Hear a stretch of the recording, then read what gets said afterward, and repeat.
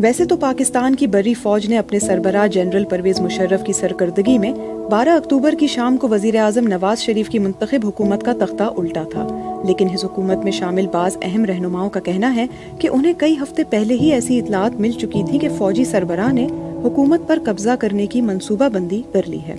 इनमें से एक वाकया 14 सितंबर 1999 का है, जिसकी तफसील उस वक्त के नवाज शरीफ के काबीना के अहम तरीन रुकन और वजीर इत्तलात मुशाहिद हुसैन बयान करते हैं। मैं खुद प्राइम मिनिस्टर नवाज शरीफ साहब के साथ 14 सितंबर को हम स्कर्दू गए और साथ हमारे जनरल मुशर्रफ भी थे, उधर वो लेने आए और उनकी मिलिट्री हाई कमांड था। तो मैंने नोट किया कि कोर कमांडर जो पिंडी का है, जिसके तहत आता है नॉर्दर्न एरियाज, वो नहीं थे, जनरल महमूद। तो मैंने जनरल मुशर्रफ से पूछा कि वो कहाँ है जनरल महमूद। उन्होंने कहा नहीं, वो उधर बिजी थे, पिंडी में वो नहीं आए। नॉर्मली ये नहीं होता। तो इसका मतलब था उन्होंने तैयारी की थी कि अगर मियाँ साहब को वो डरे हुए थे कि अगर स्कर्दू में उनको अरेस्ट करते हैं जनरल मुशर्रफ को, तो उन्होंने बैकअप प्लान बनाया होगा कि वो काउंटर कू कर लेंगे फ्रॉम पिंडी।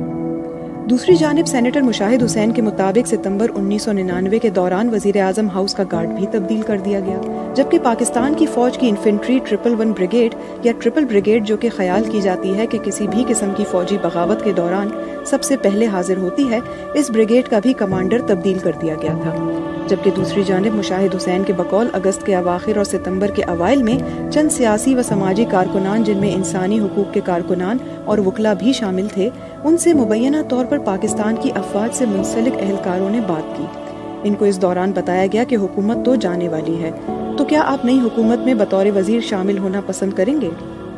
तो यानी दोनों तरफ से तैयारियां मुकम्मल थीं और मियां नवाज शरीफ को भी समझ आ चुका था कि मौजूदा हालात में गुजारा नहीं हो सकता, लेकिन अब इंतजार इस बात का था कि पहल कौन करेगा। 12 अक्टूबर 1999 के रोज बीबीसी के उस वक्त के नामा निगार जफर अब्बास इस्लामाबाद से छुट्टियां लेकर कराची आए हुए थे। उन्होंने उस दिन क्या देखा, आइए उन्हीं की ज़बानी सुनते हैं। मैं उस वक्त बीबीसी के लिए काम करता था और इत्तेफाक से छुट्टी पे कराची में था। मैं इस्लामाबाद में नहीं था जब ये तमाम वाक़यात हुए, लेकिन कराची में भी इसका एक बहुत बड़ा रोल था। पूरा जो से पहले का जो सारा सिलसिला चला, मैं कराची में बैठा हुआ खबरें सुन रहा था और खबरों में ये बात आई कि नवाज शरीफ ने वज़ीर आज़म की हैसियत से फैसला किया है कि जनरल मुशर्रफ को उनके ओहदे से हटा दिया जाए और उनकी जगह उस वक्त के जो ISI के सरबराह थे जनरल ज़ियाउद्दीन, उनको फौज का सरबराह बना दिया गया। अब ये अपने तौर पे भी खासी बड़ी खबर थी और उससे एक्साइटमेंट पैदा हुआ। मुझे थोड़ा सा अफसोस भी हो रहा था कि मैं इस वक्त क्यों छुट्टी पे हूँ। थोड़ी देर बाद देखा कि जो नेशनल टेलीविजन था PTV, उससे ये तमाम सिलसिला बंद हो गया और उसमें एक ऐलान आने लगा कि थोड़ी देर बाद सर्विस जो है बहाल होगी। और सहाफ़ी के नाते मुझे एकदम से अंदाजा हुआ कि कुछ गड़बड़ बहुत ज़्यादा है। तो मैंने अपने साथी थे BBC के इद्रीस बख्तियार, उनसे रब्ता किया और हम दोनों ने तय किया कि फौरी तौर के ऊपर कराची से कुछ मालूमात इकट्ठी करनी शुरू करनी चाहिए। उसी वक्त हमें पता लगा कि जनरल मुशर्रफ जो है वो कोलंबो से कराची वापस आ रहे हैं। तो हम दोनों ने तय किया कि हम कराची एयरपोर्ट चले जाएं। कराची एयरपोर्ट जब हम पहुंचे तो हमें साफ अंदाजा हो गया कि सूरत हाल अभी बिल्कुल वाज़ेह नहीं है।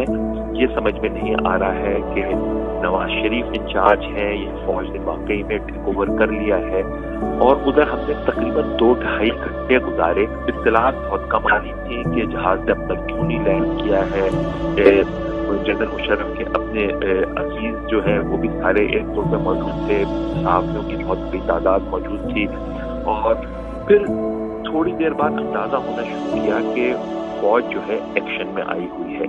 और उधर ही थोड़ी देर में उस वक्त के कोर कमांडर की गाड़ी भी आके टर्मिनल के सामने खड़ी हो गई। हम हालात का जायजा लेते रहे, खबरें जमा करते रहे, लेकिन वाज़ेह कुछ नहीं हो पा रहा था। वैसे तो मुशाहिद हुसैन उस वक्त वजीर इत्तलात थे, लेकिन उन्हें भी उस वक्त ऐसी कोई इत्तला मौसूल नहीं हुई थी कि कुछ बहुत बड़ा होने जा रहा है। ऑल्दो उस वक्त मैं वजीर इत्तलात था, लेकिन हमें कोई ऐसी इत्तलात नहीं थी, कम से कम मुझे तो नहीं थी। और 12 अक्टूबर को 7 बजे का टाइम था और कोई मेरे साथ घर में था। मैं उस वक्त, मेरी वालदा मेरे साथ थी, میری وائف میرے ساتھ تھی, اہلیہ ساتھ تھی, اور میرا بیٹا میرے ساتھ تھا. تو بیٹا چھوٹا تھا تو ہم اس کے ڈنر ٹائم تھا تو ہم گپ شپ مار رہے تھے. تو 7:05 مجھے آپریٹر کا جو کال ہے, نیچے آپریٹر تھا ٹیلی فون کا میرا, اس نے کہا کہ آرمی آ گئی ہے. تو پہلے ہمیں خبریں ملی کہ آرمی ادھر آئی ہے. پی ٹی وی غالباً انہوں نے سب سے پہلے پرائم منسٹر ہاؤس کیپچر کیا, پھر P T V headquarters capture کیا, اور پھر میرے گھر آئے. میرے گھر اس لیے کیونکہ میں انفارمیشن منسٹر تھا اور میں کافی ایکٹیو تھا, جرنلسٹ بھی رہا ہوں. تو ان کو ڈر تھا کہ یہ ترجمان جو زیادہ بولنے والا ہے ان کو پکڑو پہلے, تاکہ, اور فوج سیدھا لائی اور انہوں نے میرے دروازے اسمیش کیے, شیشے کی ونڈوز تھیں وہ بھی توڑی. اور میں نے دیکھا, میں اوپر کے فلور پہ تھا تو مجھے آواز آئی کہ جیک بوٹس کی طرح لوگ اوپر جا رہے ہیں. تو میں سمجھ گیا کہ یہ ملٹری کو ہو رہا ہے. تو مجھے یہ اتنا تھا کہ فرسٹ مومنٹس بڑے خطرناک ہوتے ہیں کہ اس میں پینک ہوتا ہے, خوف بھی ہوتا ہے. تو ایک میجر آیا, اس نے اور عام گن آگے رکھی ہوئی تھی. تو میں نے کہا ریلیکس میجر, نو بڈی از آرمڈ ہیئر. مجھے یہ ڈر تھا کہ گولی نہیں چلانی شروع کر دیں. میری فیملی ادھر تھی, تو انہوں نے غالباً نیچے میرے سیکورٹی گارڈ سے ان کو ڈسارم کر دیا تھا. تو انہوں نے آیا, انہوں نے کہا کہ جی سر وی ہیو ٹیکن اوور, تو آپ بس آرام سے بیٹھ جائیں. تو ہم نے کہا بڑے آرام سے, انہوں نے بڑا پولائٹلی کہا ٹھیک ہے, اور بلکہ وہ بیٹھ گئے. تو میں نے کہا کہ آپ I am going to be having my meal with my family, آپ لوگ نیچے جائیں. اور بلکہ نیچے جا کے ڈرائنگ روم میں میرا بندہ تھا, میں نے کہا ان کو بٹھا دو. بلکہ میری وائف میرے نیچے گئی. مزے کی بات یہ ہے کہ وہ تھوڑی دیر کے بعد تو انہوں نے کہا کہ یہ اسموک کر رہے ہیں ڈرائنگ روم میں. شی واز ویری پرٹیکولر کہ نو اسموکنگ ہے. تو انہوں نے ڈانٹا بھی فوجیوں کو کہ بھائی یہ اسموکنگ نہ کرو, یہ نان اسموکنگ ایریا ہے, اسموک کرنا تو باہر جا کے کرو. تو بہرحال وہ 5:07 12 اکتوبر کو یہ فوج آئی ہے اور انہوں نے کیپچر کیا. تو جیسے میرے بیٹے نے مجھے کہا, اس کو میں 12 سال تھی, کہ آپ 1 منٹ کے اندر ایک وزیر سے ایک قیدی بن گئے. تو یہ ایک اپنا قدرت کا نظام ہے. بہرحال تو یہ اس دن ہوا تھا. تو ہم ایکسپیکٹ نہیں کر رہے تھے ملٹری کو اور اس طرح ٹیک اوور. تو ہمیں کیپچر کر لیا تھا. اور اس وقت منسٹرز کالونی میں اور بھی منسٹرز تھے, لیکن ان کے گھر فوج نہیں گئی, اور باقی باہر محاصرہ کر لیا تھا. تو بعد میں مجھے پتہ چلا کہ پرائم منسٹر ہاؤس کو کیپچر کر لیا اور P T V headquarters کو پکڑ لیا. اب اس دوران لاہور میں لوگوں کی پریشانی میں جہاں اضافہ ہوتا رہا, وہیں ڈان اخبار میں 13 اکتوبر کو شائع ہونے والی خبر کے مطابق لوگ ایک دوسرے سے پوچھتے نظر آئے کہ شہر میں کیا ہو رہا ہے. اسی طرح کئی حکومتی عمارتوں کے باہر لوگ ہجوم کی شکل میں نظر آئے تاکہ کسی طرح یہ جان سکیں کہ ملک کس کے ہاتھ میں ہے. جب تمام تر باتیں سامنے آ گئیں تو اس کے بعد جنرل پرویز مشرف نے جی ایچ کیو میں اپنے کور کمانڈر سے خطاب کیا. 17 اکتوبر کو کور کمانڈر سے خطاب کرتے ہوئے جنرل پرویز مشرف نے کہا کہ میں 2 کام کر سکتا تھا, یا تو میں پورا جسم ختم کروں یا پھر جسم کا صرف ایک حصہ. قوم جہاں جسم ہے تو آئین جسم کا ایک حصہ ہے, اس لیے میں نے آئین کو رد کیا. مصنف شجاع نواز, جنہوں نے اپنی کتاب بے نیام تلواریں میں اس خطاب کا تذکرہ کیا ہے, انہوں نے کہا کہ یہ جنرل پرویز مشرف کی اکتوبر 1999 کی فوجی بغاوت پر وضاحت تھی. مصنف شجاع نواز اپنی کتاب دی بیٹل فار پاکستان میں لکھتے ہیں کہ حکومت میں تبدیلی سے کئی تجزیہ نگار شریف 2.0 یا 3.0 تلاش کرنے لگے کہ اب وہ پہلے لیے گئے فیصلے نہیں لیں گے, لیکن یہ تمام لوگ نا امید ہوئے. بی بی سی سے بات کرتے ہوئے انہوں نے کہا کہ نواز شریف اپنے قریبی لوگوں کے ہمراہ ہی رہتے ہیں. کافی خوش تھے نواز شریف ان کے ساتھ, لیکن پھر کارگل کا مسئلہ جب پیدا ہوا تو اس میں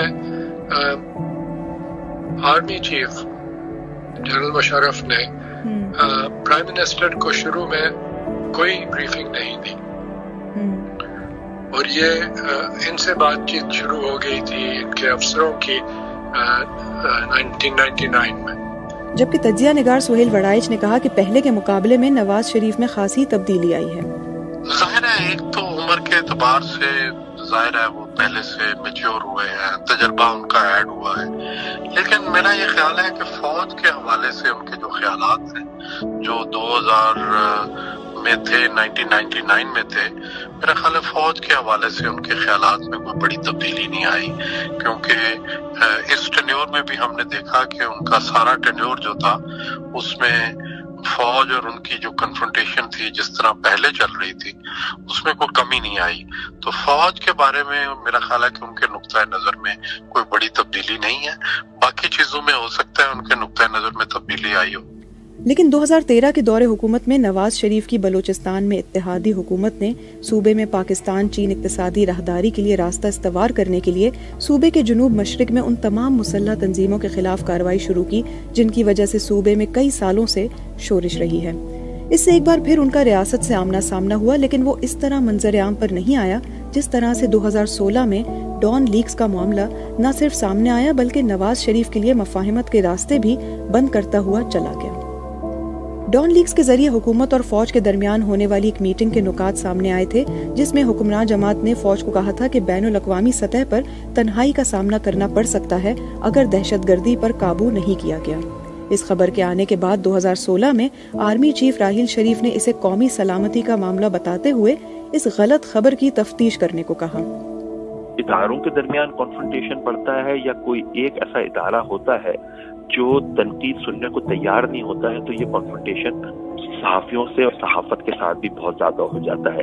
اس وقت بھی ہم یہی دیکھ رہے ہیں کہ جو ٹالرنس ہے یا کرٹیسزم برداشت کرنے کی، تنقید برداشت کرنے کی، وہ کم سے کم ہوتی جا رہی ہے اور مسلسل صحافیوں کو کہا جاتا ہے کہ ملک میں ایک ہی نیشنل نیریٹو ہے اور اگر اس نیریٹو کو لے کر آپ آگے چلیں گے، اس بیانیے کو لے کر آپ آگے چلیں گے تو آپ صحیح ہیں، تو آپ کو حب الوطن مانا جائے گا، ورنہ آپ سے یہ کنفرنٹیشن جاری رہے گا۔ اب حالیہ دنوں میں سویلین سپریمیسی اور فوج کی مداخلت جیسے الفاظ کئی بار دہرائے جا چکے ہیں جن کو سن کر یہ سوال بھی بارہا اٹھایا گیا ہے کہ کیا سویلین سپریمیسی صرف ایک خیال ہی رہ جائے گا یا اس پر عمل بھی ہو سکے گا۔